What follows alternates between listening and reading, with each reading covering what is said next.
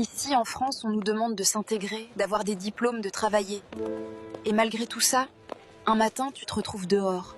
Comme si je n'avais jamais cotisé, jamais payé d'impôts, jamais existé. Je n'ai jamais imaginé qu'un jour, pour un simple renouvellement, j'allais me retrouver à la rue.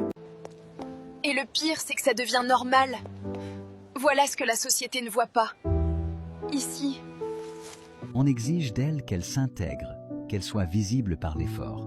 Mais quand le système grippe, il l'efface d'un trait. Elle devient un fantôme puni pour avoir cru aux règles. Madame, vous allez bien pas? Dire que ça va serait un mensonge. Vous avez dormi ici et vous avez mangé quoi? J'ai très faim, oui. Je rentre du travail, je bosse de nuit. Si vous voulez, venez chez moi. Vous pourrez vous laver, vous réchauffer et manger quelque chose. Oui, merci. Dans la foule aveugle, un seul regard s'arrête. Ce n'est pas du hasard, c'est de l'humanité. Il ne voit pas une mendiante, il voit un miroir de sa propre histoire.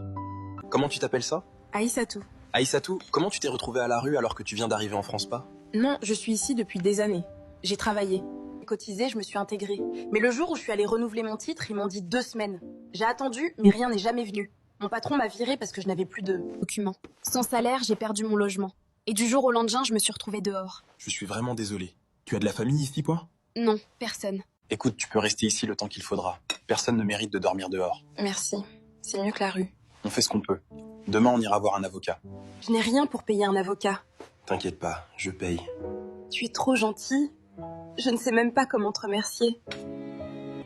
Tu sais, ce qui t'arrive pourrait arriver à n'importe lequel d'entre nous. La bonté est une fleur rare qui pousse sur le béton de l'exil. Lui qui a connu le froid sait que la chaleur d'un café partagé vaut plus que tous les discours. Offrir son aide, sans rien attendre en retour, est un acte de résistance. Dans un monde où tout s'achète, la générosité pure est la seule monnaie qui ne se dévalue jamais. Aïssatou, t'es prête toi là? On y va. Peut-être que je vais m'en sortir. Tu vas t'en sortir. Et quand tout ça sera derrière toi, t'aideras quelqu'un d'autre. C'est comme ça qu'on se relève. Dieu, donne-moi la force. La véritable famille n'est pas toujours celle du sang. C'est celle qui vous ramasse quand vous êtes en morceaux et qui reste quand le ciel vous tombe sur la tête.